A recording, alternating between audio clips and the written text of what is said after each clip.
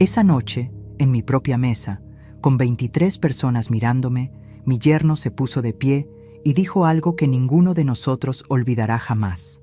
Puso la mano sobre el respaldo de su silla. Me miró directo a los ojos y habló con una calma que me heló la sangre. Patricia, quiero el divorcio, quiero la casa, los ahorros, todo lo que hay aquí. Y tú vas a tener que buscar dónde vivir, porque la vieja ya no cabe en este espacio. Mi hija, sentada exactamente a su lado, no se movió ni un centímetro. Nadie habló. El pavo a medio cortar, los vasos todavía llenos. Y yo me quedé sentada, completamente tranquila, con las manos juntas sobre la falda. Lo miré fijamente, saqué un sobre que tenía oculto y lo puse sobre la mesa. Te equivocas, Rodrigo. El que se va de aquí hoy mismo eres tú. Abre el sobre. Él se rió, pensando que era una broma. Pero cuando lo hizo, la sonrisa se le quedó congelada en la cara. Bienvenidos al canal Memorias de Patricia. Antes de comenzar, cuéntanos desde dónde nos estás viendo. Acompáñanos en esta historia que te llegará al alma. Y si llegaste hasta aquí, quiero pedirte algo antes de seguir. Si aún no estás suscrito a este canal, hazlo ahora. Deja tu me gusta en este video, porque me ayuda a saber que hay alguien del otro lado escuchando. Y cuéntame algo. ¿Desde qué ciudad me estás viendo? Escríbelo en los comentarios. Me sorprende cada vez que veo hasta dónde llegan estas palabras. Y ahora sí, te cuento todo desde el principio. Para entender lo que pasó esa noche, necesitas saber quién soy. Me llamo Patricia Morales. Tengo 61 años. Vivo en la misma ciudad donde nací, en la misma colonia donde crecí, jugando en calles de tierra que con los años se fueron asfaltando, igual que muchas cosas en mi vida que antes eran sencillas y después se volvieron más complicadas. Fui maestra 30 años. 30 años de entrar a un salón de clases antes de que terminara de amanecer, de tomar la tiza con estas manos que ahora se ponen frías cuando el miedo llega, de repetir sumas, palabras y lecciones hasta que los niños más difíciles, los que nadie creía capaces de aprender, comenzaban a leer. Eso era lo que me hacía levantarme cada mañana. No el dinero, que nunca fue mucho en esta profesión. No el reconocimiento, que llega tarde o no llega. Era ese momento preciso en que un niño entendía algo que antes no podía entender. Esa chispa en los ojos, ese instante en que ves cómo algo dentro de una persona se abre de repente. Eso no tiene precio, y lo digo con todo el corazón. Me jubilé hace 3 años, y aunque al principio la rutina sin clases me pesó mucho, porque yo no sabía bien qué hacer con tanto silencio en las mañanas, fui encontrando mis propios tiempos. Me levanto a las 6:30, aunque ya no tenga que hacerlo. El cuerpo no entiende de descansos cuando ha vivido tanto tiempo con horarios fijos. Abro las cortinas de la cocina, pongo a calentar el agua para el té. Nunca me gustó el café, aunque eso a todos alrededor mío les parece cosa de otro mundo. Y salgo al patio a revisar mis plantas. Tengo begonias, helechos, una maceta de albahaca que uso para cocinar, y una bugambilia que Ernesto plantó el año que nos casamos, justo al lado de la barda de piedra. Esa bugambilia sobrevivió sequías, heladas y un invierno particularmente cruel en el que pensé que no volvería a verla florecer. Pero floreció, cada noviembre, sin falta. Cada vez que la veo, pienso que hay cosas que resisten aunque nadie las cuide como merece. Ernesto murió hace 8 años, un infarto. Rápido, como él era para todo, sin despedidas largas ni palabras de más. Una noche estaba en su sillón viendo el partido, con los pies sobre el banquito y el refresco en la mano, y al día siguiente ya no estaba. Yo no tuve tiempo de derrumbarme. Tuve que hacerme cargo de todo, los trámites, la casa, las deudas pequeñas que él dejó sin resolver, la póliza del seguro que nadie me explicaba bien, y sobre todo, de Valeria. Valeria es mi hija, la única. Tenía 29 años cuando perdió a su padre, y aunque ya era adulta, la vi quebrarse de una manera que nunca olvidé. Valeria siempre fue sensible, desde pequeña. Lloraba con las películas, con los animales callejeros, con las noticias de gente que no conocía. Ernesto la llamaba corazón de vidrio, con mucho cariño, como si eso fuera algo hermoso y no algo que había que proteger de los golpes del mundo. Yo la miraba y pensaba, alguien tiene que cuidarla, y ese alguien era yo. Pero antes de hablar de Rodrigo, necesito que conozcas a Ernesto de verdad, porque lo que perdí cuando él se fue no fue solo un esposo. Fue a mi mejor amigo, a mi cómplice, al único que me hacía reír hasta llorar con cosas que no le causarían gracia a nadie más. Ernesto era maestro también, de matemáticas en la misma escuela donde yo daba lengua. Así nos conocimos, en la sala de maestros, peleando por el mismo turno en la cafetera. Él decía que fue amor a primera vista. Yo digo que fue amor a primera discusión, porque ninguno de los dos se dio ese día. Hay una memoria que guardo más que todas las demás. Un domingo de enero, cuando Valeria tenía apenas 6 años. Ernesto había conseguido boletos para el circo que vino al parque municipal. Nada lujoso, una carpa mediana, animales amaestrados, un payaso que Valeria no pudo soportar y que la hizo esconderse detrás de mí durante todo el número. Pero al final de la función, cuando apagaron las luces y encendieron miles de pequeñas luces de colores en el techo de la carpa, Valeria levantó la cara y se quedó con la boca abierta.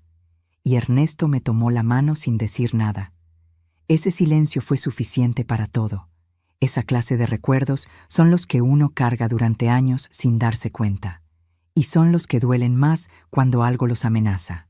Ella no sabía aún que el hombre que había construido esos recuerdos con ella ya no estaba, y que alguien más había llegado dispuesto a borrar hasta las paredes donde esas memorias vivían.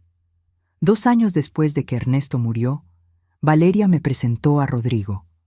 Rodrigo Fuentes. 34 años entonces. Bien parecido, de esos que saben cómo llegar a un lugar y hacer que todos los miren sin hacer nada especial. Hablaba mucho, reía fuerte, siempre tenía un proyecto entre manos. Iba a poner un negocio, iba a comprar un terreno, iba a hacer esto y lo otro y aquello de más allá. Valeria lo miraba como si fuera lo más grande que le había pasado en la vida. Y yo quise verlo igual. Al principio fue fácil. Rodrigo era atento. Me traía fruta cuando venía a comer los domingos. Me ayudaba a cargar cosas pesadas sin que yo pidiera. Llegaba puntual. Llamaba a Valeria si ella llegaba tarde.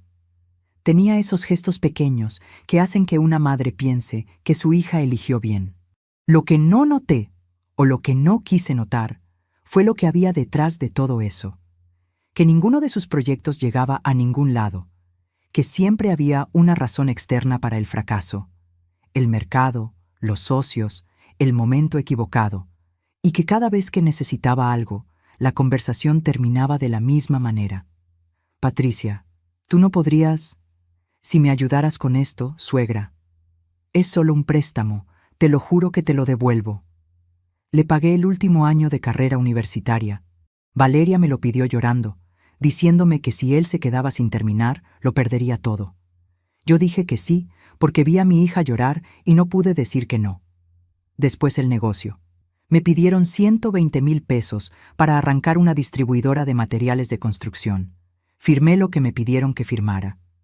La distribuidora nunca levantó como prometían, y nadie me volvió a mencionar el dinero. Y yo seguí adelante, porque era la madre, porque era lo que había que hacer. Ella no sabía aún que esa generosidad que yo llamaba amor, él la consideraba una deuda que yo tenía con él, y no al revés. Tenía un sueño guardado desde hacía muchos años. Algo que Ernesto y yo planeamos juntos y que nunca llegamos a cumplir. Un viaje a España. No por turismo, sino porque los abuelos de Ernesto eran de un pueblo pequeño de Galicia y él siempre quiso ver ese lugar con sus propios ojos, tocar esas piedras viejas, entender de dónde venía parte de lo que él era. Cuando Ernesto murió, ese sueño quedó detenido, pero yo lo seguí cargando. Con el tiempo lo fui haciendo más mío también. Empecé a ahorrar poco a poco, de las clases de regularización que daba en las tardes, del aguinaldo, de lo que sobraba al final de cada mes. Era poco, pero era mío, y era honesto, y representaba años de levantarme cuando no quería levantarme. Esos ahorros estaban en una cuenta que solo yo manejaba. Eso creía yo. Ella no sabía aún que Rodrigo llevaba meses investigando esa cuenta, que ya sabía exactamente cuánto había en ella, que los documentos que un día me pidió que firmara para trámites del negocio tenían cláusulas que yo, confiada, no leí con cuidado. Pero en ese diciembre yo no lo sabía. Ese diciembre yo estaba feliz. Preparaba la Navidad con la misma energía de siempre. El ponche con tejocotes y guayabas que hacía desde que Valeria era chica, y me jalaba la manga del delantal para pedir que le sirviera otro vaso. El nacimiento que acomodaba pieza por pieza, con esa paciencia que 30 años frente a un salón de clases me enseñaron. Las flores de Nochebuena que compré en el mercado porque las prefiero naturales, con sus hojas rojas de verdad, no de ese plástico brillante que no huele a nada. La casa olía a canela, a cera de vela, a chocolate caliente disuelto en leche. Y yo, en medio de todo eso, me sentía en el lugar más seguro del mundo. No imaginaba lo que se estaba preparando. Todo empezó 3 días antes de Navidad, un miércoles en la tarde. Yo estaba doblando manteles en la sala, los de lino bordado que uso solo para las fiestas grandes, cuando sonó el teléfono. Era Consuelo. Consuelo es mi comadre de 40 años. La mujer que me conoce desde que las dos teníamos el cabello negro y los hijos corrían descalzos por los patios. Trabajó más de 20 años en el registro público del distrito. Conoce trámites, conoce papeles, conoce a las personas que manejan esos papeles. Es una mujer de pocas palabras y de ningún drama innecesario. Solo habla cuando tiene algo importante que decir. Cuando escuché su voz ese miércoles, supe de inmediato que algo pasaba. No me dijo qué, solo me pidió que fuera a verla. Ven mañana en la mañana, Patty. Pasa por aquí antes de ir al mercado. Tengo algo que mostrarte. Así, sin más detalles. Y colgó. Me quedé con el mantel en las manos, mirando la pared un momento. Me dije que era algo sin importancia, que Consuelo a veces se ponía misteriosa con cosas pequeñas. Quizás quería mostrarme algo del catálogo de plantas que las dos habíamos platicado de comprar juntas para regalar en la cena. O algún chisme del registro que se le había pegado de los años de trabajo y que le costaba soltar. Me convencí sola de que no era nada. Esa noche cené con Rodrigo y Valeria como todos los días. Rodrigo estaba de buen humor, hablando de sus planes para el año nuevo, de un contacto que le había prometido trabajo, de cómo el negocio iba a despegar en enero, que enero era el mes correcto para arrancar. Siempre decía lo mismo de cada enero. Valeria lo escuchaba con esa sonrisa suya, asintiendo despacio. Yo servía el arroz y pensaba en Consuelo. Me fui a dormir tarde. Revisé la lista de lo que faltaba comprar para la cena del 24. Aceitunas, nuez, más velas blancas, el mantel de repuesto por si el principal no alcanzaba.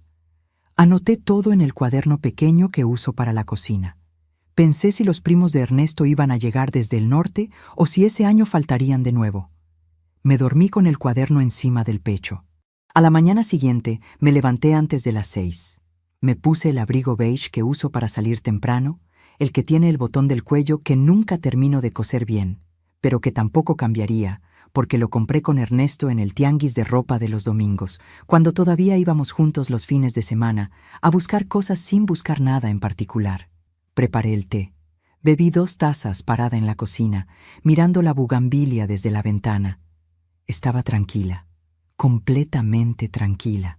Me imaginé que iba a llegar a casa de Consuelo, que íbamos a platicar un rato, que me mostraría algo sin importancia, y que yo seguiría al mercado a buscar las aceitunas y el mantel, y regresaría a casa a tiempo para terminar de adornar la sala.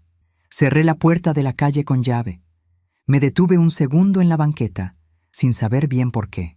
Miré la fachada de mi casa, la pintura ocre que Ernesto y yo elegimos juntos cuando la compramos, el jardín delantero con los helechos en los macetones de barro, la ventana del cuarto donde Valeria creció y donde todavía guardo sus cosas, aunque ya no viva aquí. 32 años viviendo en esa casa. 32 años de cumpleaños, de llantos, de cenas de domingo, de discusiones pequeñas y de abrazos grandes. 32 años de Ernesto y de mí construyendo algo que valía la pena. La miré unos segundos, sonreí sin que nadie me viera, y caminé hacia la calle.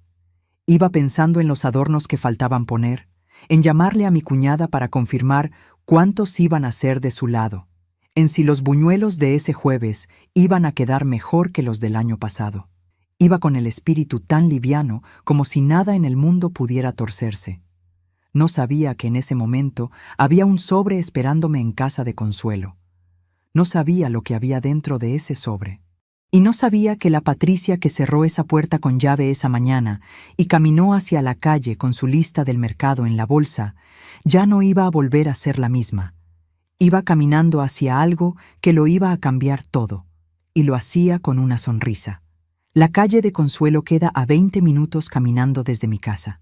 Lo sé porque la he caminado cientos de veces, en días de lluvia, en días de calor, en días en que no tenía ganas de pensar y caminar era lo único que me ayudaba.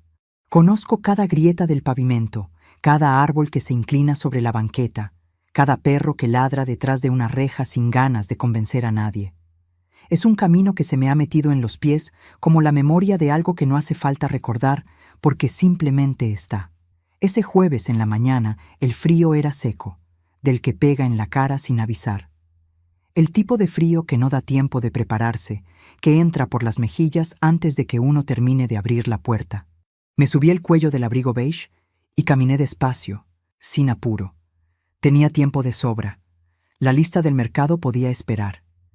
Iba a ver a Consuelo, y con Consuelo el tiempo siempre se estira de una manera que no pasa con nadie más. El barrio estaba lleno de adornos de Navidad. En casi todas las fachadas había guirnaldas de colores, estrellas de latón colgadas en los portones, algunas casas con figuras iluminadas que de noche se ven desde lejos. En la esquina de los Gutiérrez había un nacimiento de barro pintado que ponían cada año desde que yo tenía memoria, con el niño Dios ya colocado aunque faltaran semanas para Nochebuena. Me gustan esos adornos. Me recuerdan que la gente, aunque le cueste, sigue queriendo celebrar, que a pesar de todo, siguen apostando por la alegría como si fuera una obligación moral y no un lujo. Pasé por la panadería de don Heriberto y me detuve un momento en la vitrina. Los polvorones ya estaban listos, acomodados en cajitas de papel de china roja.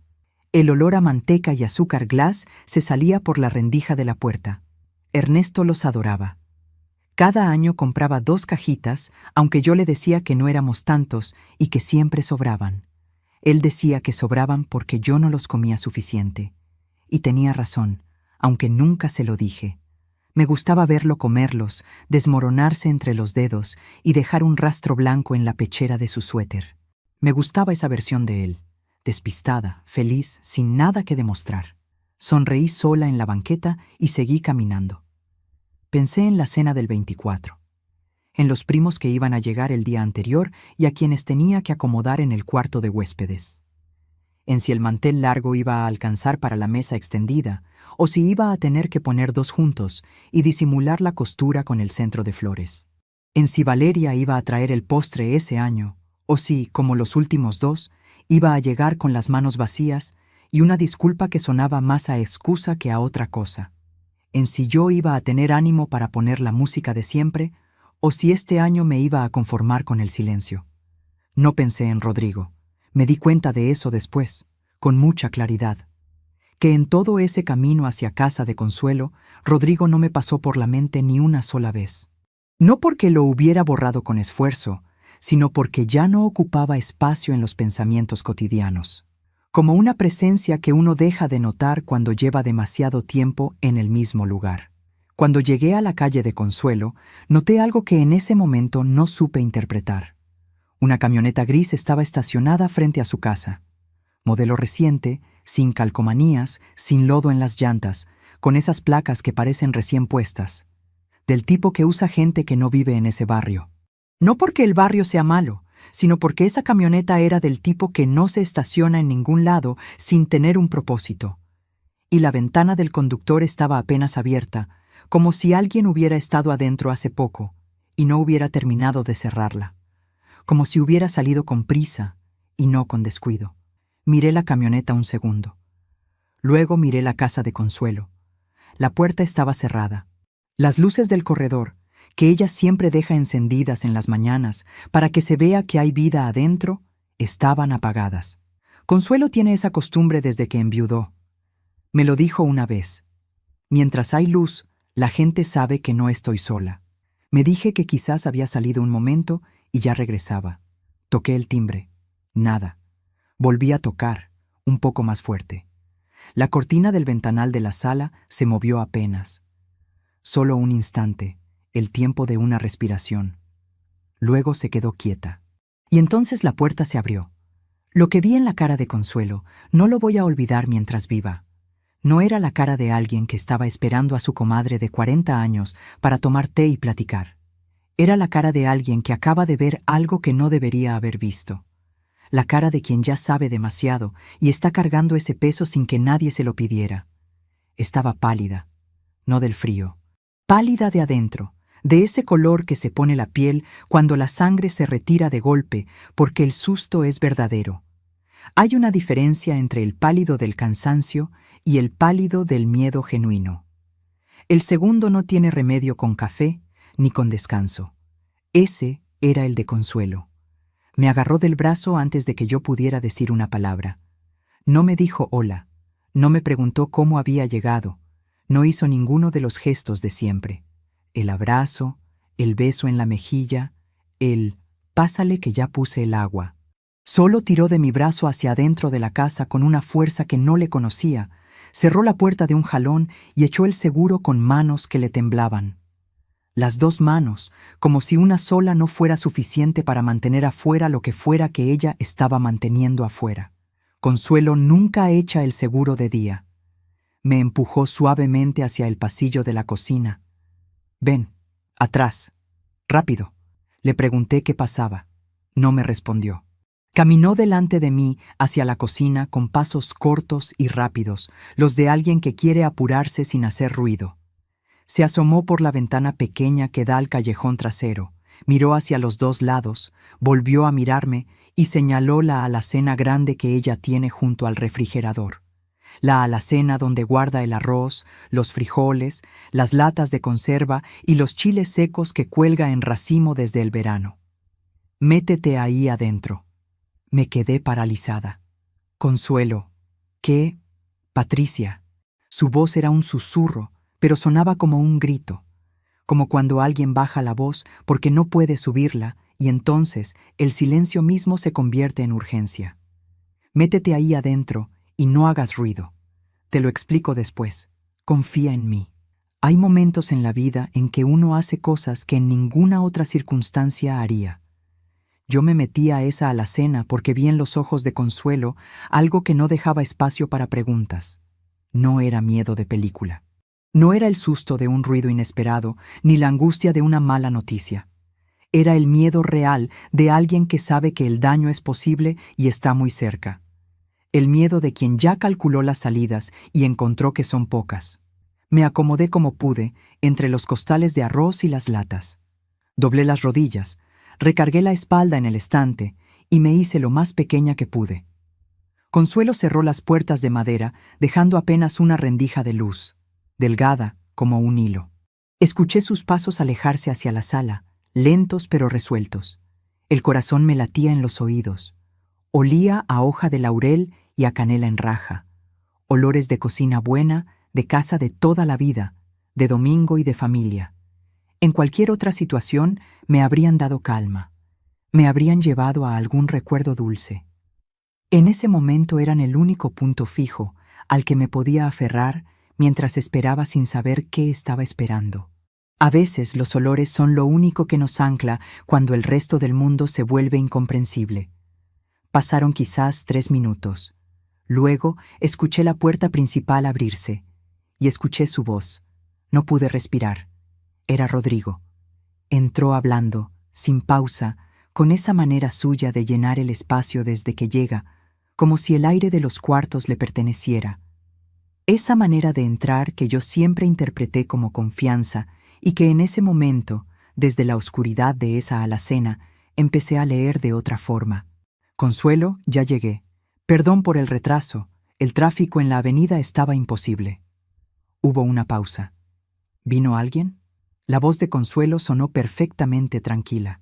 Tan tranquila que si yo no hubiera visto sus manos temblando minutos antes, no habría notado nada.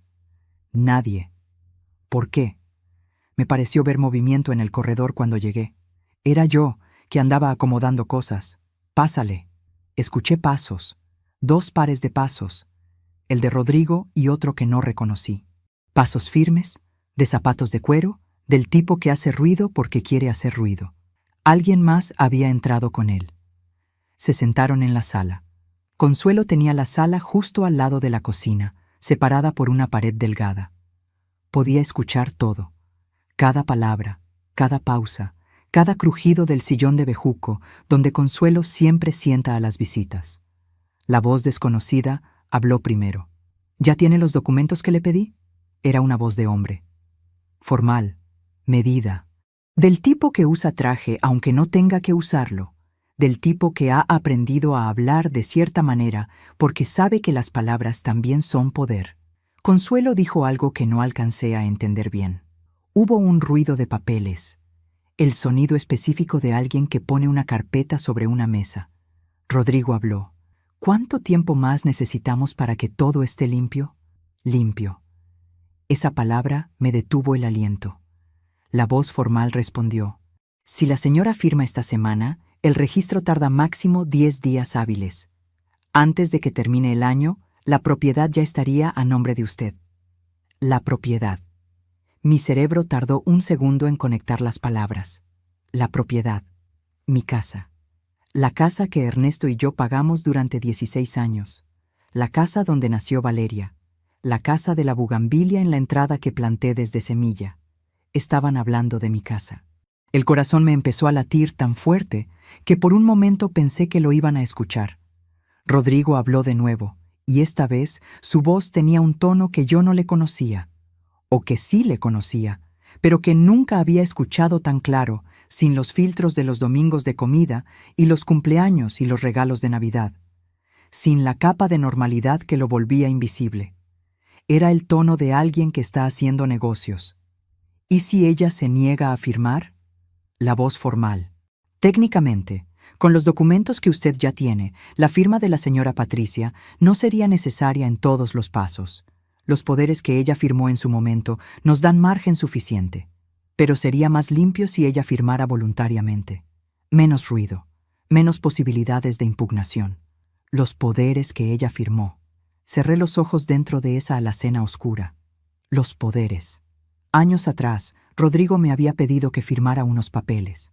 Me dijo que eran para un crédito que él iba a gestionar, que necesitaba un aval que lo respaldara, que era puro trámite, cosa de una firma. Puso los papeles sobre la mesa de mi cocina junto con una taza de café que él mismo había servido, y yo los firmé. No los leí bien. No los leí del todo. Tenía confianza. Tenía 48 años y llevaba 10 siendo su suegra, y no se me ocurrió, ni por un segundo, que un hombre que comía en mi mesa todos los domingos y decía gracias al final de cada comida, estuviera construyendo una trampa con mi propia firma. Rodrigo volvió a hablar. Valeria ya sabe lo que tiene que saber. Le dije que la casa siempre fue un problema entre su mamá y yo, que Patricia nunca nos dio espacio, que necesitamos empezar solos. Silencio. ¿Y ella lo cree? Valeria cree lo que yo le digo. Siempre lo ha hecho. Algo dentro de mí se rompió en ese momento. No fue un ruido. No fue una sensación dramática. Fue como cuando se afloja el último nudo de algo que llevaba mucho tiempo atado. Frío, lento, definitivo. Como una cerradura que cede después de años de estar forzada y lo único que se escucha es el clic discreto de algo que ya no tiene remedio. Rodrigo siguió hablando. Patricia tiene una cuenta de ahorros. No mucho, pero suficiente. Con lo de la casa y lo de esa cuenta, nos alcanza para arrancar sin deber nada a nadie. La cuenta, mi cuenta, el dinero de España. Los 3 años trabajando lejos, mandando todo lo que podía, ahorrando en una libreta que guardaba en el cajón del buró. Los años de clases vespertinas, el doble turno que le pedía a la directora porque necesitaba más. Los aguinaldos guardados en lugar de gastados. Los meses de no comprarme nada, ni un vestido, ni una salida, para que hubiera algo al final. Algo mío. Algo que nadie me pudiera quitar porque lo había construido sola, con tiempo, con renuncia, con paciencia. El hombre formal habló. ¿Y si ella hace un escándalo?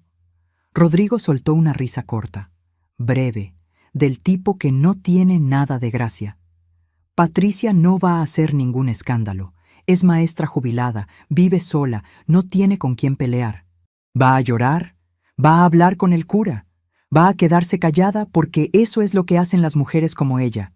Son demasiado buenas, demasiado confiadas, demasiado acostumbradas a resolver las cosas con silencio.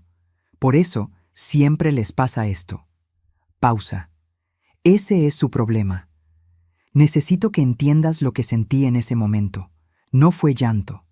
El llanto es para cuando uno todavía tiene esperanza de que el dolor no sea tan grande como parece. El llanto es para cuando uno todavía no sabe bien lo que está pasando, cuando el cuerpo llora porque no tiene otro lenguaje para lo que no comprende. Yo ya sabía exactamente lo que estaba pasando. Lo que sentí fue otra cosa. Frío. Un frío que empezó en el centro del pecho y se fue extendiendo hacia las manos, hacia la garganta, hacia los ojos. Un frío que no quema sino que aclara, que no paraliza sino que ordena, como cuando amanece después de una noche muy larga y de repente todo se ve con una nitidez que de día normal no tienes. El tipo de claridad que solo llega cuando ya no hay nada más que perder. 30 años enseñando me habían dado algo que Rodrigo no calculó. Paciencia. Y la paciencia, cuando se convierte en determinación, es la cosa más peligrosa del mundo. No hace ruido, no advierte, simplemente actúa. Con muchísimo cuidado, sin hacer el menor ruido, sin mover ni un costal, sin rozar ninguna lata, metí la mano al bolsillo del abrigo beige. Saqué el teléfono. La pantalla brilló un segundo en la oscuridad de la alacena. La apagué con la palma de la mano antes de que la luz se filtrara por la rendija de madera. Abrí la aplicación de notas de voz. Di clic en grabar. Y esperé. Rodrigo seguía hablando. El divorcio lo anuncio en la cena de Navidad, frente a todos. Así ella no tiene cómo reaccionar sin quedar como la loca de la situación. La gente siempre le da el beneficio de la duda al que habla primero y habla tranquilo. Eso lo aprendí de ella misma, la verdad, de tanto verla dar clases. El hombre formal. Está bien pensado. Rodrigo, lo llevo un año pensando. Un año entero. Mientras yo ponía la bugambilia en el jardín de entrada, mientras preparaba el ponche de diciembre con los tejocotes y la guayaba, mientras le preguntaba cómo le había ido en el trabajo y escuchaba sus respuestas sin saber que eran mentira, mientras le servía el caldo de los domingos con el epazote que él prefería, él llevaba un año construyendo esto. Ladrillo por ladrillo, documento por documento, mentira por mentira. Y yo no lo vi. O sí lo vi, y elegí no verlo, porque ver ciertas cosas significa que ya no puedes fingir que no sabes. Y hay una comodidad extraña en el no saber, aunque sea falsa, aunque te cueste todo al final. No iba a volver a fingir nada. El teléfono siguió grabando. Necesito detenerme un momento aquí, antes de contarte lo que pasó después. Porque mientras me escuchas, pienso en cuántas personas hay del otro lado en este momento, que también le dieron todo a alguien, todo su tiempo, toda su confianza, toda su generosidad, toda su paciencia, y recibieron exactamente esto a cambio. Personas que firmaron papeles en los que confiaban. Personas que dijeron que sí porque nunca se les enseñó que podían decir que no. Personas que fueron demasiado buenas, demasiado confiadas, y que cargaron con eso como si fuera un defecto. Si tú también viviste algo parecido, escríbemelo en los comentarios. No importa si fue hace 20 años o si te está pasando ahora mismo mientras lees esto. Quiero leer tu historia. Quiero que sepas que no estás sola, que no estás solo, que lo que te pasó tiene nombre y que el nombre no es tu culpa. Nunca fue tu culpa. esta historia es tuya también. Rodrigo y el hombre de voz formal estuvieron en esa sala 40 minutos más. 40 minutos en los que yo no me moví. Ni un centímetro. 40 minutos en los que el teléfono grabó cada palabra, cada número, cada nombre, cada fecha, cada plan. 40 minutos que valían más que cualquier cosa que yo hubiera podido hacer con las manos. Mencionaron a un licenciado Mendieta que iba a gestionar el traspaso en el registro público de la propiedad. Mencionaron una fecha, el 28 de diciembre, 4 días después de la cena de Navidad. Mencionaron que Valeria ya había firmado un documento que ella pensaba que era una carta de renuncia de herencia futura para facilitar un trámite bancario, pero que en realidad era otra cosa. Algo que solo un abogado podría explicar del todo, pero que yo entendí en lo esencial. Era una pieza más del tablero que Rodrigo había armado sin que nadie lo viera. Mi hija había firmado algo sin saber lo que estaba firmando. Igual que yo, años atrás. Eso fue lo más difícil. Lo más doloroso de todo, más que cualquier otra cosa que escuché esa mañana dentro de esa alacena que olía a laurel y a canela. No la casa, no los ahorros, no los años de traición calculada, milímetro a milímetro, con la paciencia de quien no tiene prisa porque ya tiene el control. Fue saber que él también había usado a Valeria, que la había convertido en pieza de su propio plan sin que ella lo supiera, que la había hecho cómplice de algo en lo que nunca habría participado de haber sabido la verdad, que el corazón de vidrio que Ernesto había protegido toda su vida, que yo había protegido toda mi vida, Rodrigo lo había puesto a trabajar para él sin el menor cuidado, como si no pesara nada, como si nunca hubiera valido nada. Ahí sí sentí algo parecido al llanto, pero lo guardé adentro, porque el llanto podía esperar. Lo que no podía esperar era lo que yo tenía que hacer. Rodrigo se fue primero. Escuché su voz despedirse con esa familiaridad que él usaba con todo el mundo. Ese tono de hombre que no siente que le debe nada a nadie y que nunca aprendió que la deuda más pesada no siempre se cobra con dinero. El hombre formal salió detrás de él. Hubo el ruido de la puerta, de pasos en el corredor, de un motor encendiéndose afuera. Luego el ruido de la camioneta alejándose por la calle. Luego, nada. Silencio. Consuelo tardó 2 minutos más antes de abrir la alacena. 2 minutos en que supongo que se asomó a la ventana, verificó que la camioneta se hubiera ido de verdad, que no hubiera nadie parado afuera, que la calle estuviera como siempre, y se quedó parada en la cocina respirando despacio, como quien termina de correr y no puede dejar de escuchar su propio corazón. Cuando las puertas de madera se abrieron, la luz me pegó en los ojos. Me ayudó a salir con las 2 manos. Yo tenía las piernas entumidas de estar encogida entre los costales, los pies dormidos, la espalda tensa del esfuerzo de no moverse. Me sostuve del borde de la alacena un momento, esperé a que la sangre volviera a los pies y luego me senté en la silla de la cocina, la misma silla donde me había sentado cientos de veces a tomar té con ella, la misma cocina de siempre, como si el mundo fuera el mismo, como si no lo fuera. Consuelo se sentó frente a mí. No dijo nada por un rato.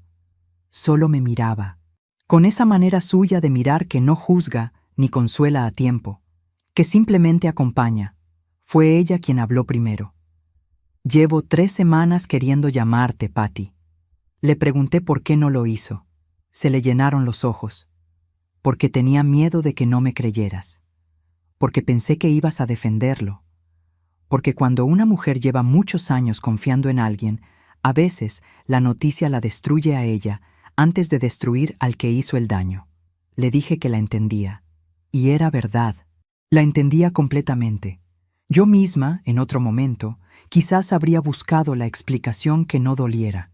Me contó que el licenciado Mendieta era primo segundo de su exmarido, que hacía 2 semanas había pasado por el registro con unos documentos de traspaso que traían mi nombre y que algo en los papeles no le cuadraba, que una compañera suya, la que todavía trabaja ahí y que lleva 20 años en la misma ventanilla, la llamó por teléfono para avisarle. sin hacer escándalo, solo para decirle que algo estaba pasando y que Consuelo lo sabría mejor que ella. No eran documentos completos todavía, pero el proceso había empezado, Patricia. Ya habían movido cosas. Le mostré el teléfono. Le dije que había grabado todo. Consuelo cerró los ojos un momento. Se llevó la mano a la boca. Respiró despacio, de la manera en que uno respira cuando siente que el peso que cargaba solo acaba de encontrar a alguien con quien repartirse. Cuando los abrió, tenía otra cara. Entonces tienes todo lo que necesitas. Le pregunté si podía usar la computadora de su escritorio antes de irme. Me dijo que sí, que la tenía para lo que necesitara. No preguntó para qué. Así es Consuelo. 40 años de amistad enseñan cuándo preguntar y cuándo simplemente abrir el camino. En 15 minutos imprimí 3 copias de los documentos que Consuelo tenía guardados, los que su compañera le había pasado de manera discreta, los que ella había guardado sin saber bien para qué, pero con la certeza de que algún día iban a servir. Los doblé con cuidado, en tercios, y los metí en el fondo de mi bolsa, debajo de la cartera y del cuaderno de la lista del mercado. Salí de casa de Consuelo diferente de como entré. No era la misma mujer que había caminado esa mañana mirando los polvorones en la vitrina de don Heriberto y sonriendo sola en la banqueta. Era otra, con los mismos zapatos, el mismo abrigo beige, el mismo frío seco en la cara, pero con algo dentro que se había reorganizado en silencio, como cuando acomodas los muebles de un cuarto y de repente todo cabe mejor y hay más espacio para moverte. No era alivio, todavía no, era otra cosa. Era claridad. Caminé hacia el mercado. Compré las aceitunas y el mantel. Saludé a la señora del puesto de especias como cualquier jueves. Elegí las velas blancas con el cuidado de siempre. Metí todo en la bolsa de tela que cargo desde hace años. Nadie que me vio ese jueves en la mañana habría dicho que algo estaba pasando. Eso también lo había aprendido en 30 años de salón de clases, que la calma no es ausencia de tormenta. Es la decisión de no dejar que la tormenta se te vea en la cara hasta que tú decidas. Es el control que nadie te puede quitar porque vive adentro. Desde el mercado fui directo a casa de Remedios. Remedios Castañeda es mi amiga de toda la vida. Nos conocemos desde la escuela normal, desde cuando las dos teníamos 19 años y estudiábamos para ser maestras, y compartíamos el mismo miedo de pararnos frente a un grupo de niños por primera vez. Ese miedo que luego se convirtió en oficio, y el oficio en vocación, y la vocación en identidad. Nos hicimos maestras juntas, nos casamos en años seguidos, lloramos juntas las pérdidas que una no puede llorar sola. Enterramos a nuestros esposos con pocos años de diferencia y seguimos de pie las dos, aunque a veces de pie signifique cosas distintas para cada quien. Si hay una persona en el mundo que me conoce de verdad, es Remedios. Llamé a su puerta a las 11:15 de la mañana. Cuando abrió y me vio la cara, no me preguntó qué pasaba.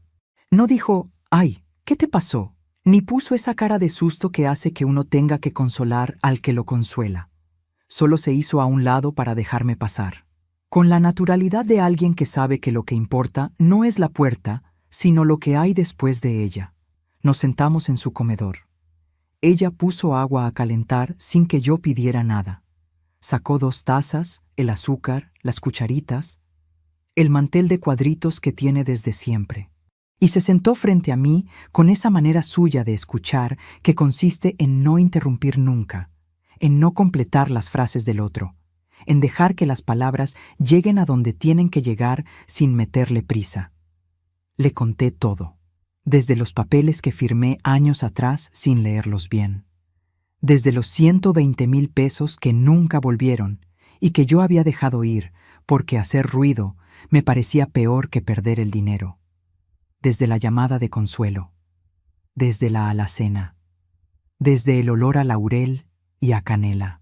Desde cada palabra que yo había grabado en ese teléfono mientras estaba escondida entre costales de arroz y latas de conserva, sin moverme, sin respirar fuerte, escuchando cómo alguien planeaba quitarme lo que era mío. Remedios escuchó todo sin moverse. Cuando terminé, Se quedó callada unos segundos, los suficientes. Luego dijo, ¿Valeria sabe algo de esto? Le dije que no. Que Valeria había firmado documentos sin entender lo que firmaba, igual que yo. Entonces Valeria también es víctima. Asentí. ¿Cuándo piensa anunciar el divorcio? Le dije que la cena de Navidad. Frente a todos. Así lo había dicho él. Remedios apretó los labios. Ese gesto suyo que no es enojo sino la cara que pone cuando algo le parece tan mal que no encuentra las palabras inmediatas. Entonces tenemos 3 días. Levantó la taza, la sostuvo entre las 2 manos un momento, y me miró con esa directividad suya que nunca hiere porque viene de un lugar limpio. Patricia, necesito preguntarte algo y necesito que me respondas con honestidad. ¿Hay alguna parte de ti que todavía quiere creer que esto es un malentendido? Lo pensé de verdad antes de responder. Me di ese tiempo. Revisé si había algo que yo quisiera salvar, algún resquicio de duda que me diera permiso de no actuar. Le dije que no. Bien. Entonces escúchame. Remedios no es abogada ni contadora, pero tiene algo que vale más en ciertos momentos: sentido común, cabeza fría y 40 años de ver cómo funcionan las cosas en la vida real. El tipo de inteligencia que no viene de los libros, sino de haber resuelto problemas reales con recursos reales y sin que nadie te aplauda al final. Me dijo lo primero que no debía hacer: confrontar a Rodrigo, ni ese día ni al siguiente. Si él sabía que yo sabía, iba a mover todo lo que pudiera antes de que yo tuviera tiempo de protegerme. La ventaja era mía, solo mientras él creyera que yo no sabía nada. Lo segundo que no debía hacer: hablar con Valeria todavía. No porque Valeria no mereciera saber la verdad, sino porque Valeria se lo iba a decir a Rodrigo sin querer. No por maldad. Por ese mismo corazón de vidrio que la hacía incapaz de guardar algo que la lastimara adentro, sin que se le notara afuera. Lo tercero, y esto lo dijo con mucha claridad y sin rodeos, era que yo necesitaba hablar con un abogado ese mismo día. No mañana, no después de la cena de Navidad. Ese mismo día. ¿Tienes uno de confianza? Le dije que conocía al doctor Valenzuela, el abogado que había gestionado los trámites cuando murió Ernesto. Un hombre mayor, discreto, de los que quedan pocos, de los que no necesitan anunciarse porque su trabajo habla por ellos. Llámalo ahora. Marqué su número desde la mesa de Remedios, con el teléfono sobre el hule del comedor y la taza de té todavía humeando al lado. Contestó al segundo timbre.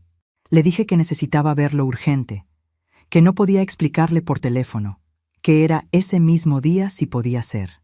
Hubo una pausa corta.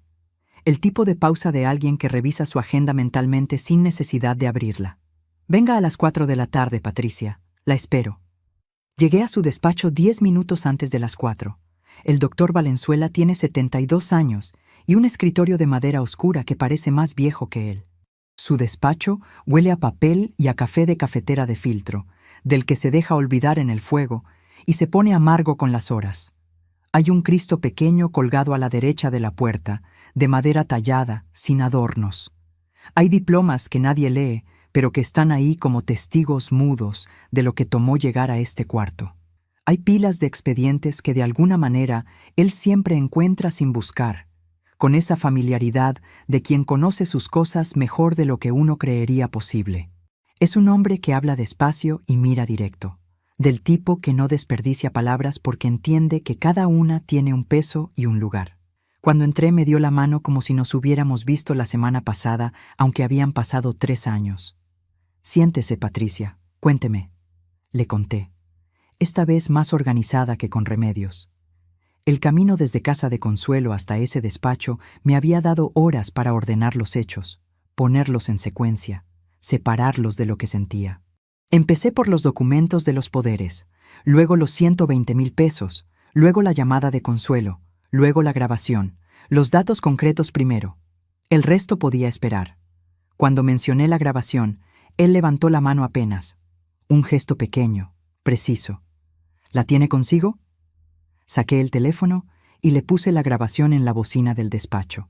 El audio sonó diferente en ese cuarto. Más real, si eso es posible. Más concreto. La voz de Rodrigo llenando el silencio de ese escritorio de madera oscura, como si fuera la sala de Consuelo de nuevo. El doctor Valenzuela escuchó con los codos sobre el escritorio y los dedos juntos frente a la boca, sin moverse, sin interrumpir ni una sola vez. Cuando terminó el audio, se quedó mirando el teléfono un momento como si todavía estuviera escuchando algo que los demás ya no podíamos oír. Esta grabación es válida como elemento de prueba en este contexto, porque usted estaba presente en el espacio donde ocurrió la conversación. No la comparta por ningún medio digital todavía. Haga 2 copias físicas y guárdelas en lugares separados. En su casa una, la otra fuera. Saqué los documentos que había imprimido en casa de Consuelo y los puse sobre su escritorio. Las 3 copias dobladas en tercios, con los pliegues todavía marcados del bolso. Los revisó despacio, hoja por hoja, con una calma que en cualquier otra persona me habría desesperado, pero que en él me daba seguridad.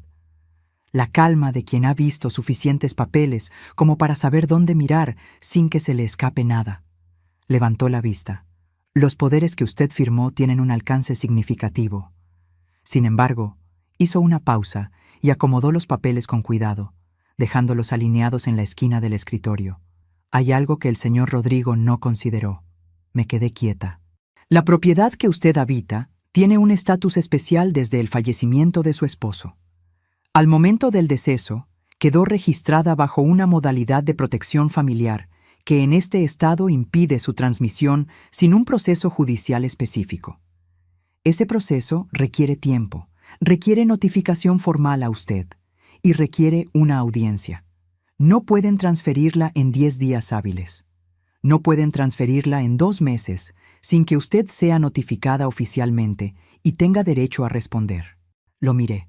¿Está seguro? Completamente. Lo que ellos tienen en mano no es suficiente para completar el traspaso.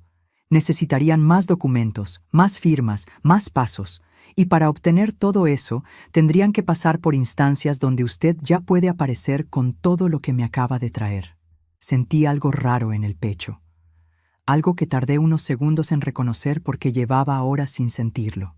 Porque el día entero había sido tensión y frialdad y determinación, y no había dejado espacio para otra cosa. Era alivio. Un alivio pequeño, mezclado todavía con miedo y con rabia y con tristeza.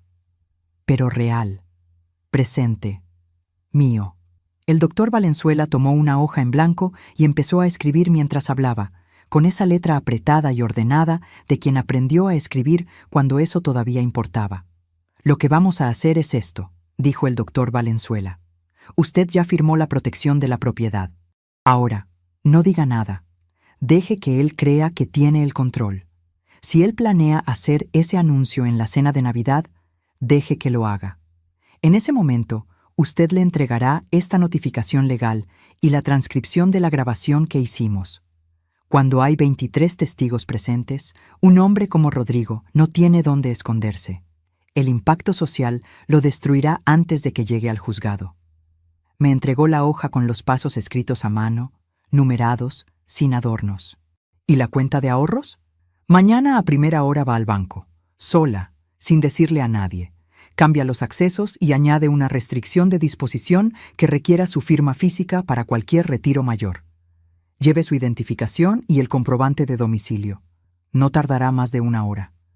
Y cuando llegue, no explique nada que no le pregunten.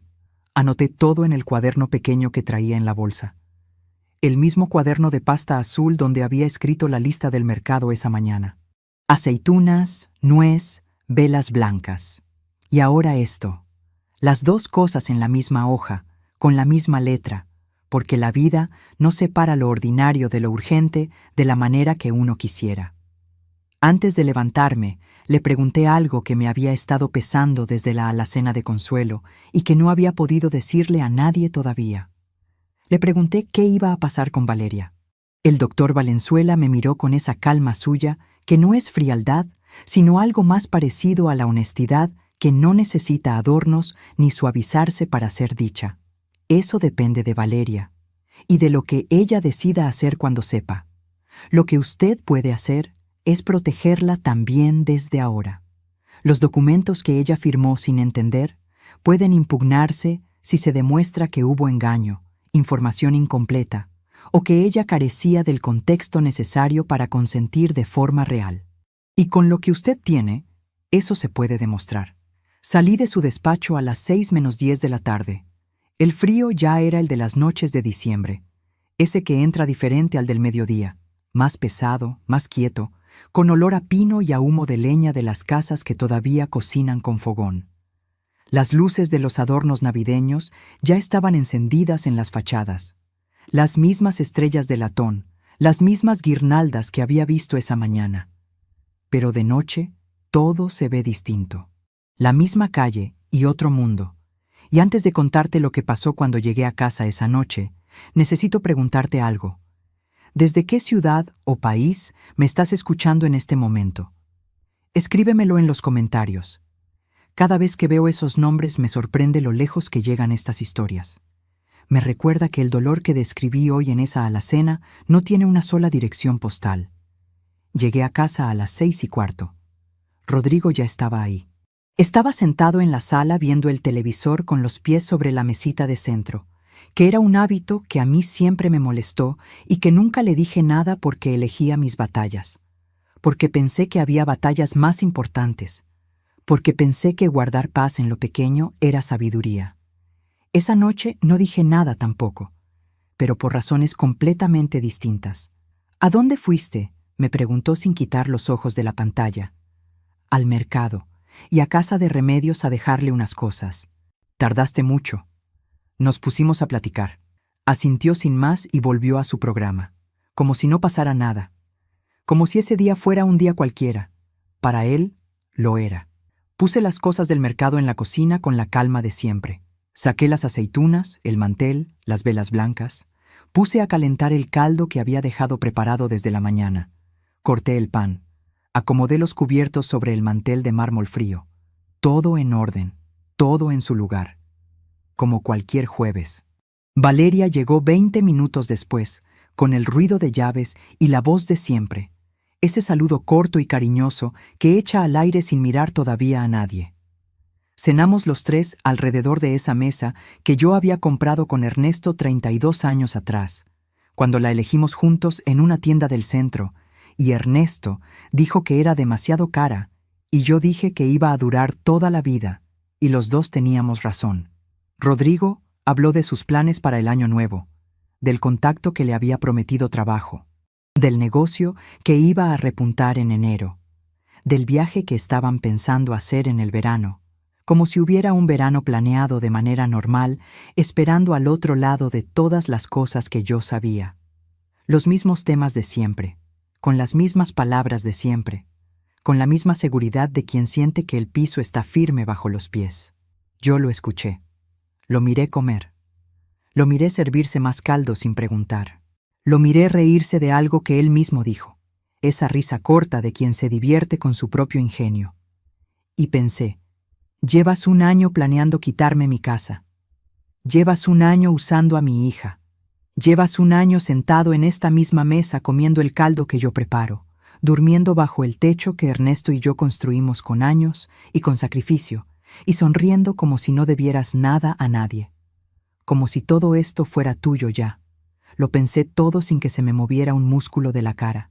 En un momento, mientras Valeria estaba en la cocina sirviendo más pan, Rodrigo me miró y dijo algo que en cualquier otra noche yo habría escuchado de una sola manera. Patricia, esta casa siempre fue demasiado grande para una sola persona. Lo dijo sin malicia aparente, con esa facilidad suya para decir las cosas más afiladas con tono de conversación, como si fuera una observación casual surgida de la nada, de ver las paredes, de calcular los metros cuadrados con los ojos. Pero yo ya sabía lo que era. Era un ensayo. Estaba probando cómo sonaba la frase antes de usarla en la cena del 24, midiendo el espacio que dejaba en el aire, viendo cómo yo reaccionaba cuando la escuchaba sin preparación. Lo miré directamente, sin apartar los ojos. Tiene razón, le dije. Por eso me alegra tanto tenerlos aquí. Sonrió. Una sonrisa tranquila, satisfecha. No supo que yo también acababa de ensayar algo. Que también yo acababa de probar cómo sonaba una frase antes de que llegara el momento de usarla de verdad. Esa noche, cuando apagué la luz del cuarto y me quedé sola en la oscuridad, El cansancio me cayó encima de golpe. No el cansancio del cuerpo, que ese lo aguanto desde hace años, y ya le perdí el miedo. El otro, el de cargar todo un día adentro, sin dejar que se vea nada afuera. El de actuar con calma cuando por dentro hay un río que corre. Me permití 2 minutos. 2 minutos de tener los ojos abiertos en la oscuridad y sentir todo lo que no me había permitido sentir durante el día. El miedo, la tristeza que todavía no había encontrado su forma exacta, la rabia que seguía ahí, quieta, sin irse, como brasa que no necesita llama para seguir caliente. La imagen de Valeria, firmando papeles que no entendía con esa confianza suya de siempre, la misma que Ernesto y yo cuidamos tanto y que Rodrigo había puesto a trabajar sin el menor reparo. La voz de Rodrigo en la grabación diciendo, son demasiado buenas, demasiado confiadas, ese es su problema. 2 minutos. Luego tomé el cuaderno de la mesita de noche. Lo abrí en la página donde había escrito los pasos que el doctor Valenzuela me había dado, esa letra apretada copiada de la hoja que él me entregó. Los leí una vez, los leí otra vez, los cerré y pensé en la bugambilia, en cómo sobrevivió la sequía del año pasado cuando no llovió en semanas y yo pensé que no iba a salir de ella, en cómo sobrevivió la helada del invierno anterior, que mató las plantas de los vecinos y a ella la dejó quieta un mes antes de volver a florecer como si nada, en cómo cada noviembre, sin que nadie le pidiera nada ni le prometiera condiciones favorables, florecía de todas formas, con la misma insistencia silenciosa de siempre. Algunas cosas resisten aunque nadie las cuide como merecen, aunque las dejen a la intemperie, aunque no les pregunten si tienen fuerzas. Me quedé dormida con eso en la cabeza. El 23 de diciembre, a las 10 de la mañana, el doctor Valenzuela envió una notificación formal al licenciado Mendieta. No era una carta amenazante, no era un grito. Era un documento de 2 páginas, redactado con la precisión de alguien que lleva 40 años haciendo esto, informando que la señora Patricia Morales contaba con representación legal activa, que la propiedad en cuestión estaba bajo protección registral reforzada desde el día anterior, y que cualquier intento de continuar el proceso de traspaso sería respondido con las acciones legales correspondientes. También mencionaba la grabación. No la transcribía, no la adjuntaba, solo la mencionaba. Eso fue suficiente. Me enteré de lo que pasó después por el doctor Valenzuela, que me llamó a las 11:30 de la mañana mientras yo estaba en la cocina preparando el ponche. Me dijo que el licenciado Mendieta había llamado a su despacho 20 minutos después de recibir el documento, que su voz no era la misma voz formal del hombre que yo había escuchado en casa de Consuelo, que había pedido una reunión urgente para hablar del asunto. Le pregunté al doctor Valenzuela qué le había respondido. Le dije que toda comunicación debía ser por escrito y a través de mí, y le dije que si el proceso no se detenía de manera voluntaria antes de las 5 de la tarde, presentaríamos denuncia formal esa misma noche. Hubo una pausa. Patricia, en 20 minutos, me volvió a llamar para decirme que el proceso estaba detenido. Seguí moviendo la cuchara del ponche. El olor de los tejocotes llenaba la cocina. Asentí sola, en silencio, como si el doctor Valenzuela pudiera verme. Lo que pasó después no lo planeé. Sencillamente ocurrió, porque cuando uno ha protegido lo que tenía que proteger, lo que sigue no se puede controlar del todo. El 23 de diciembre, Rodrigo llegó a casa a las 2 de la tarde. Entró con esa seguridad arrogante que ahora me resultaba repulsiva. Me vio en la cocina, rodeada de frutas y canela, y sonrió como quien mira a alguien que ya ha sido derrotado. ¿Todo listo para mañana, Patricia?, preguntó, recargándose en el marco de la puerta. Recuerda que vendrá mucha gente. Quiero que la casa luzca perfecta. Todo está bajo control, Rodrigo, le respondí sin dejar de picar la fruta. Mañana será una noche que nadie en esta familia podrá olvidar. Te lo aseguro. Él asintió, complacido por lo que creía era mi resignación. No sospechaba que el doctor Valenzuela ya había bloqueado cada uno de sus movimientos en el registro y que el sobre con las pruebas de su fraude estaba escondido detrás del nacimiento. Aguanté la rabia, Tragué mis palabras y seguí cocinando. Fue la actuación más difícil de mi vida, pero necesitaba que él se sintiera lo suficientemente seguro como para dar su golpe frente a todos. Porque el que cava una fosa para otro debe caer en ella ante los ojos del mundo. Eso me sorprendió. Los días que siguieron no fueron fáciles. Rodrigo no volvió a la casa esa noche ni la siguiente. Valeria me llamó llorando el 24 en la mañana, sin entender bien qué estaba pasando, diciéndome que Rodrigo le había dicho que yo había contratado abogados para quitarle lo que era de ellos, que yo quería destruir su matrimonio, que yo nunca había aceptado que ella tuviera su propia vida. Escuché todo. No me defendí. Le dije que la quería, que cuando estuviera lista para hablar, yo iba a estar ahí, que había cosas que necesitaba saber y que yo se las iba a contar cuando ella pudiera escucharlas. Valeria colgó sin despedirse. Eso dolió más que todo lo demás junto. En los días siguientes llegaron mensajes de Rodrigo al teléfono. Al principio eran amenazas, luego cambiaron de tono. Se volvieron más suaves, casi lastimeros. Decía que había tomado decisiones equivocadas, que estaba bajo mucha presión, que si yo retiraba la queja podíamos resolver todo en familia sin necesidad de juzgados ni abogados. Llegó una mañana a la puerta de la casa. Toqué el vidrio de la ventana de la sala hasta que me vio. Y le hice la señal de que llamara al doctor Valenzuela. Sin abrir la puerta. Se fue. Remedios estaba conmigo ese día. Cuando Rodrigo se alejó por la calle, yo me quedé mirando por la ventana un momento más de lo necesario. Y Remedios, que me conoce desde los 19 años y sabe leer mi silencio mejor que yo misma, me dijo algo que no he olvidado. Patricia, el que llora después de hacerte daño no llora por ti. Llora porque lo atraparon. Asentí. Pero igual me quedé con ese peso un momento. Porque aunque uno sepa la verdad de algo, a veces el corazón tarda más en actualizarse que la cabeza. Le dije a Remedios que había un segundo en que casi quería creerle. Lo sé, me dijo. Por eso estoy aquí. Eso era lo que Rodrigo no había calculado tampoco. Que yo tenía a Remedios, que tenía a Consuelo, que las mujeres como yo, las que él llamaba demasiado buenas y demasiado confiadas, construyen raíces durante décadas. Y esas raíces no se arrancan con una notificación legal ni con una copa levantada en una cena de Navidad. Le dije a Rodrigo por escrito, a través del doctor Valenzuela, que no habría acuerdo privado, que el proceso seguiría su curso. No volvió a aparecer en mi puerta. Ahora necesito preguntarte algo, antes de contarte lo que pasó en esa sala, porque yo llegué a ese momento con todo lo que tenía.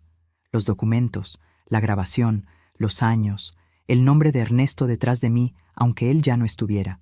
Y aún así, la noche antes de la audiencia, me senté en la orilla de la cama y me pregunté si de verdad iba a poder entrar a ese cuarto y sostener todo lo que sabía frente a alguien que durante años se sentó en mi mesa.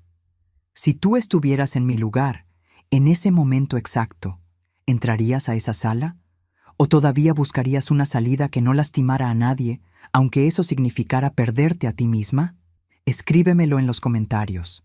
Necesito saber qué habrías hecho. La audiencia fue el 16 de enero. Una sala pequeña en el edificio del juzgado familiar. Paredes de color crema viejo, sillas de metal con cojines gastados, una mesa larga con micrófonos que nadie encendía del todo bien.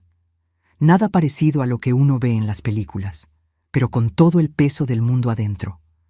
Llegué con el doctor Valenzuela 20 minutos antes. Consuelo llegó a las 9 en punto, con un folder azul marino bajo el brazo y esa cara suya de persona que ha pasado 20 años en el registro público y no le tiene miedo a ningún papel. Rodrigo llegó con su abogado. Un hombre joven, de corbata nueva, que entró mirando el teléfono y no lo guardó hasta que la mediadora le pidió que lo hiciera. Nos sentamos en lados opuestos de la mesa. La primera en hablar fue la mediadora, una mujer de unos 50 años con voz tranquila y mirada que no perdía detalle. Explicó el proceso, los tiempos, los derechos de cada parte. Lo hizo con una claridad que se agradece cuando uno está en ese lado de la mesa. Le tocó hablar al abogado de Rodrigo primero. Argumentó que los poderes firmados por mí años atrás eran válidos y suficientes para gestionar el proceso de traspaso, que mi esposo había dejado la propiedad en un estado legal ambiguo, que su cliente y mi hija, como pareja, tenían un interés legítimo en la propiedad familiar. Lo escuché sin moverme. El doctor Valenzuela tomó la palabra. Empezó con la protección registral. Explicó, con la misma calma con que me lo había explicado a mí en su despacho, con olor a café amargo, que la propiedad estaba bajo un estatus que impedía su transmisión sin proceso judicial notificado, que ese proceso no había ocurrido, que cualquier trámite adelantado sin esa notificación era jurídicamente nulo. El abogado joven intentó interrumpirlo 2 veces. La mediadora levantó la mano y él se calló. Luego el doctor Valenzuela habló de los poderes. Explicó que los documentos que yo había firmado tenían un alcance declarado específico, que no incluía facultades de disposición sobre bienes inmuebles, que eso era verificable con una lectura directa del texto, línea por línea. Sacó las hojas y las pasó a la mesa. Todos las miraron. El abogado joven las leyó, las volvió a leer. Miró a Rodrigo.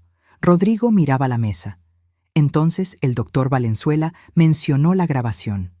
Dijo que existía un registro de audio de una reunión celebrada en domicilio particular, en presencia de la señora Patricia Morales, en la que se discutían con detalle los pasos del proceso de traspaso, los plazos y declaraciones explícitas sobre el estado de conocimiento y consentimiento de mi parte. La mediadora preguntó si ese registro estaba disponible para la audiencia.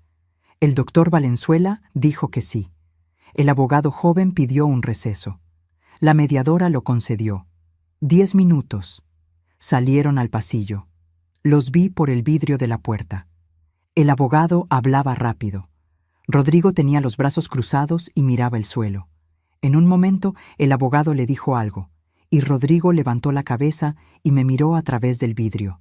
No le quité la vista. Él fue el primero en apartar los ojos. Consuelo, sentada a mi derecha, me puso la mano sobre el brazo un segundo. No dijo nada. No hizo falta. Cuando volvieron a la sala, el abogado joven tenía otra postura. Menos corbata nueva y más hombre que acaba de recalcular. Pidió hablar en privado con la mediadora antes de continuar. Eso también se lo concedieron. Yo me quedé sentada en esa silla de metal con cojín gastado, con las manos juntas sobre la mesa, esperando, como había esperado en la cena de Navidad, como había esperado en la alacena de Consuelo. 30 años de enseñarle a niños que los problemas difíciles se resuelven despacio me habían preparado para esto sin que yo lo supiera. La mediadora regresó sola. Se sentó. Acomodó sus papeles. Nos miró a los 2 lados de la mesa, y entonces dijo algo que no voy a olvidar mientras viva. Dijo que ante la evidencia presentada, el proceso de traspaso iniciado resultaba improcedente en todos sus términos, que la protección registral de la propiedad quedaba confirmada y reforzada, que los poderes utilizados no tenían el alcance declarado por la parte contraria, y que en función de las declaraciones contenidas en el registro de audio, la mediación recomendaba el archivo del proceso y dejaba abierta la vía para acciones adicionales si la señora Patricia Morales así lo decidía. Lo dijo con esa voz tranquila suya, como si fuera una cosa más entre muchas cosas que resuelve cada semana. Para mí era 32 años de vida. La sala quedó en silencio. El abogado joven recogió sus papeles sin decir nada. Rodrigo no se movió por un momento. Luego se levantó, se puso el saco y caminó hacia la puerta. Pasó a menos de 2 metros de donde yo estaba sentada. Me levanté. No lo llamé. No alcé la voz. Solo me puse de pie en el momento justo en que él pasaba a mi lado y él se detuvo porque el movimiento lo sorprendió. Lo miré y en voz muy baja, tan baja que solo él pudo escucharme, le dije lo único que necesitaba decirle. Yo te creí todo. Durante muchos años te creí todo. Ese fue mi error. Hice una pausa. El tuyo fue creer que podías usar eso para siempre. Rodrigo me miró unos segundos. No había rabia en su cara. No había arrogancia. Había algo que no supe bien cómo nombrar en ese momento y que después, con el tiempo, identifiqué como la cara de alguien que acaba de entender que perdió algo que no va a recuperar. No la casa, no el dinero, sino la posibilidad de seguir siendo quien había pretendido ser frente a mí. No dijo nada. Giró y salió por esa puerta. Yo me quedé parada donde estaba. El doctor Valenzuela se acercó y me dijo algo en voz baja que en ese momento no escuché bien porque el ruido de mis propios pensamientos era demasiado. Consuelo me tomó del brazo, y entonces sí llegó el llanto. No el llanto del dolor, no el llanto de la derrota, el otro. El que llega cuando algo muy pesado que uno cargó mucho tiempo se cae por fin al suelo y uno puede mirar hacia arriba por primera vez en mucho tiempo. Me limpié la cara con el dorso de la mano y salí de esa sala con la cabeza levantada. El día después de la audiencia me levanté a las 6:30 como siempre, pero hice algo diferente. Antes de poner el agua para el té, antes de abrir las cortinas de la cocina, fui al cuarto donde Rodrigo había guardado sus cosas durante todos esos años. La habitación de huéspedes que con el tiempo se había llenado de sus cajas, sus bolsas, sus cosas sin nombre que ocupaban espacio y nunca encontraban un lugar definitivo. Abrí la puerta, entré y empecé a sacar todo, no con rabia, sin apuro, con la misma paciencia con que uno acomoda un salón de clases al principio del año, cuando todavía huele a pintura nueva y todo está por ocurrir. Metí las cosas de Rodrigo en cajas de cartón que había guardado en el cuarto de atrás. Las etiqueté con marcador negro. Las puse junto a la puerta principal. El doctor Valenzuela ya había gestionado que se las recogieran ese mismo día. Cuando terminé, la habitación estaba vacía. Me quedé parada en el centro unos minutos. Una habitación vacía puede ser dos cosas. Puede ser una pérdida o puede ser un espacio. Esa mañana, parada en ese cuarto con olor a polvo y a ventana cerrada hace tiempo, decidí que era un espacio. Abrí la ventana. El aire de diciembre todavía estaba frío, pero ya tenía ese algo distinto que tiene el aire cuando el año está a punto de cambiar. Entró despacio, movió las cortinas, y la habitación, que llevaba años siendo de otro, empezó a ser de nadie, y luego, de a poco, empezó a ser mía. Esa tarde vino Consuelo. Trajo tamales de su casa, de los que hace su cuñada con la receta de la abuela, que son los únicos tamales que yo conozco que tienen la masa exactamente del grosor correcto. Trajo también una botella de sidra que había guardado para las fiestas y que dijo que ninguna fiesta merecía más que esa tarde. Comimos en la cocina, sin poner la televisión, hablando de cosas pequeñas, del jardín, de los polvorones de don Heriberto, de un viaje que Consuelo quería hacer a ver a su hija que vive en el norte. En un momento me dijo algo sin mirarme, sirviendo más sidra en los vasos. ¿Sabes cuántas veces quise llamarte estos meses y no pude? Le dije que ya lo sabía. Me alegra que hayas llegado esa mañana, Patty. Me alegra que hayas tocado el timbre.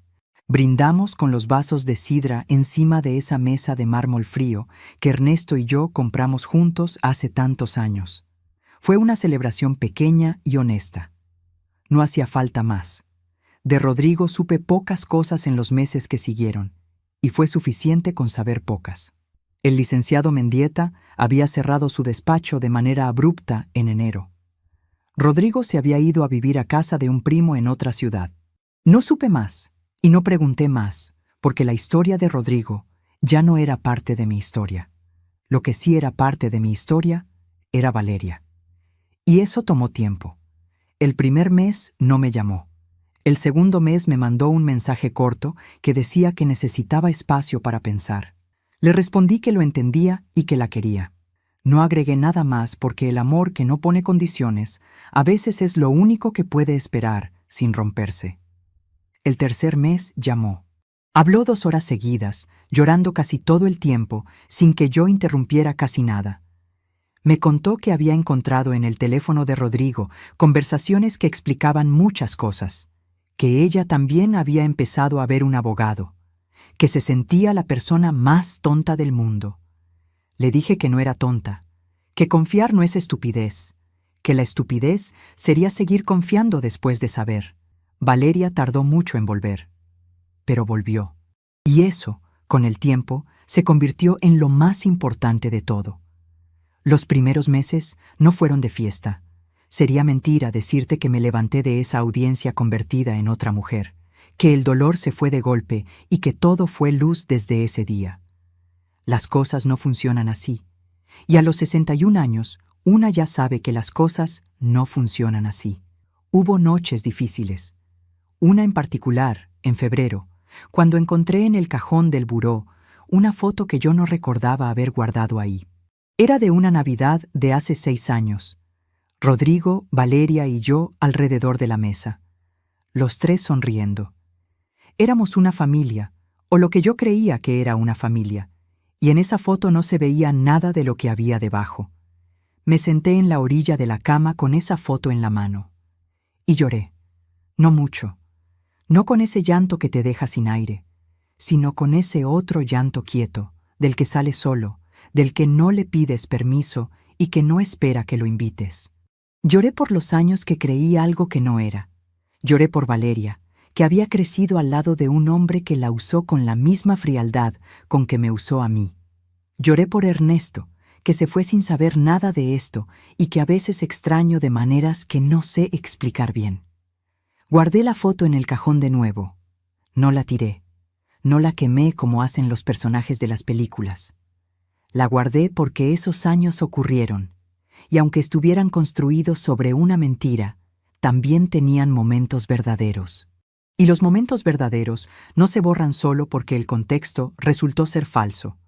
Eso lo aprendí con el tiempo, que la memoria no es blanca ni negra, que uno puede cargar una foto en un cajón sin que eso signifique que perdonó todo, ni que sigue herido por todo, que hay un punto intermedio que no tiene nombre pero que se parece mucho a la paz. En marzo empecé a hacer algo que llevaba años sin hacer. Me anoté en un taller de bordado los martes en la tarde.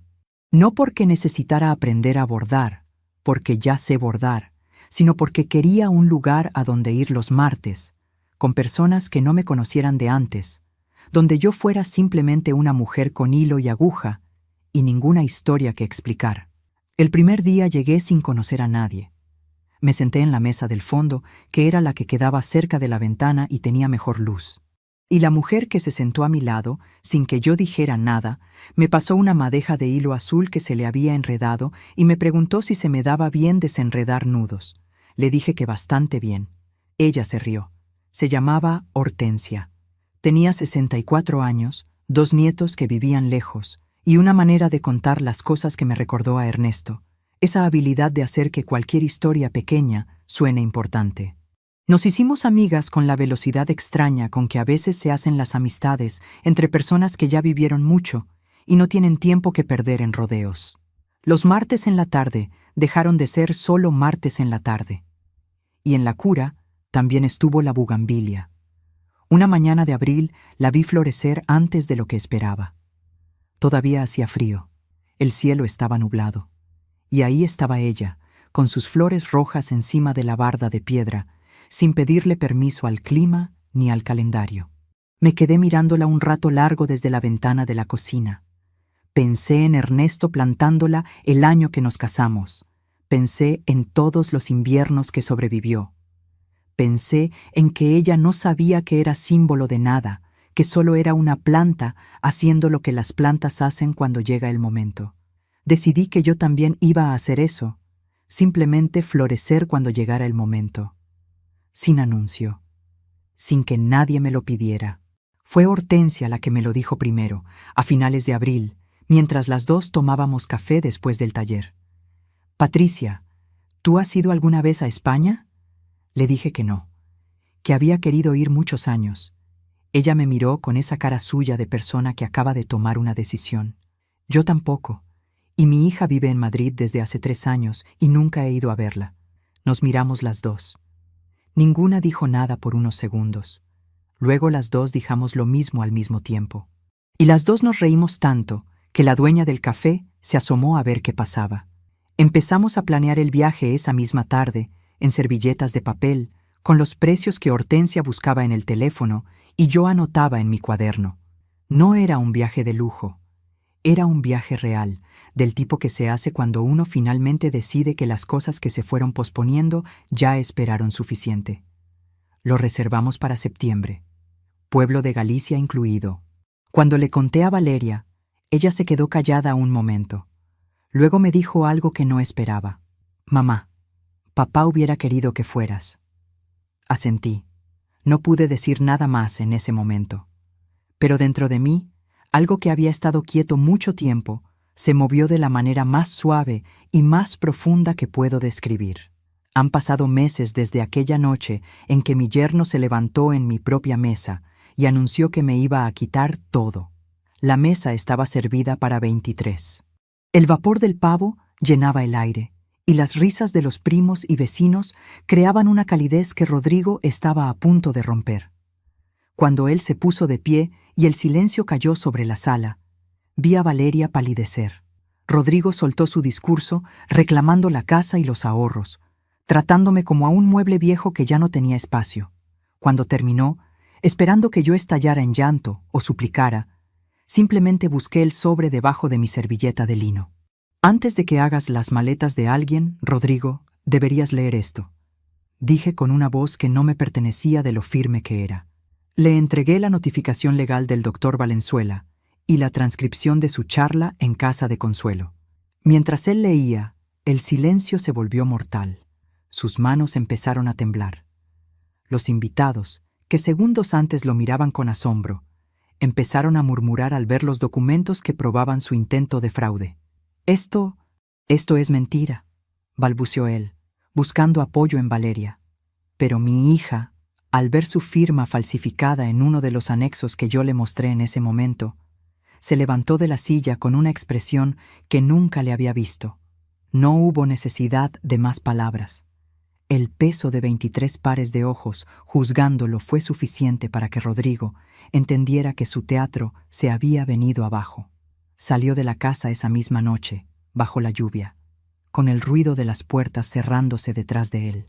Me siento en la cocina ahora, con el té caliente entre las manos, mirando la bugambilia desde la ventana. Está florida. En la mesa tengo el pasaporte renovado, los boletos de avión, una guía pequeña de Galicia que compré en la librería del centro y que ya tiene marcadas 3 páginas con ese pueblo que Ernesto quiso conocer toda su vida. No voy a llegar a ese pueblo llorando. Voy a llegar mirando, tocando las piedras viejas, preguntando el nombre de las calles, tratando de entender qué parte de Ernesto vino de ahí y qué parte de lo que él fue me lo dejó a mí.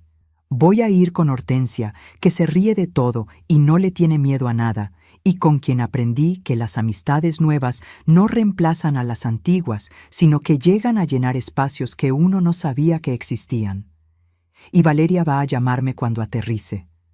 Lo sé porque me lo prometió, y Valeria, cuando promete algo de verdad, lo cumple. Eso también lo aprendí de nuevo. Que hay cosas en las personas que permanecen aunque todo lo demás se mueva. Que Valeria tiene el corazón de vidrio que Ernesto le conoció desde chica, y que ese corazón, aunque lo lastimaron, no se rompió. Solo necesitaba tiempo y la verdad para volver a latir en el lugar correcto. Si hay algo que aprendí de todo esto, algo que no me enseñaron en 30 años de salón de clases, ni en 32 años de matrimonio, ni en 8 años de viudez, es esto: que confiar no es el problema. El problema es confiar sin preguntarse nunca qué hay del otro lado de esa confianza, sin revisarla, sin protegerla. Confiar bien es un acto valiente. Confiar a ciegas durante demasiado tiempo, por amor o por miedo, o por no querer ver lo que ya estaba ahí, eso no es virtud. Es una puerta que uno deja abierta y que no todos los que entran merecen cruzar. Y aprendí que a los 61 años todavía se puede empezar de nuevo. No desde cero. Eso sería mentira, y yo no quiero contarte mentiras. Desde la experiencia, desde las raíces, desde los 30 años de tiza y salón de clases, y los tejocotes del ponche, y la bugambilia que florece aunque nadie se lo pida, y las amistades de 40 años que abren una alacena en el momento exacto en que una lo necesita. Desde todo eso se puede empezar. Y desde todo eso es mejor empezar, porque uno ya sabe qué cargar y qué dejar en el piso. La llave de la casa sigue colgada en el mismo gancho de siempre, junto a la puerta. Sigue siendo mía. Y yo sigo siendo yo. Si esta historia te llegó a algún lugar adentro, si en algún momento mientras me escuchabas sentiste que algo de lo que viví también lo has vivido tú, quiero pedirte algo. Deja tu me gusta en este video. No te lo pido por un número. Te lo pido porque quiero saber que del otro lado hay alguien que entiende lo que es cargarlo todo en silencio durante mucho tiempo. Suscríbete al canal Memorias de Patricia para que la próxima historia también llegue hasta ti. Y si conoces a alguien que necesita escuchar esto hoy, una amiga, una hermana, tu mamá, tu vecina, alguien que quizás todavía está dentro de esa alacena sin saber que puede salir, compártelo con ella. Porque a veces la historia de otra persona nos da el valor que a nosotros nos faltaba para abrir la puerta y caminar hacia afuera. Esta historia no termina aquí. La próxima ya está esperando.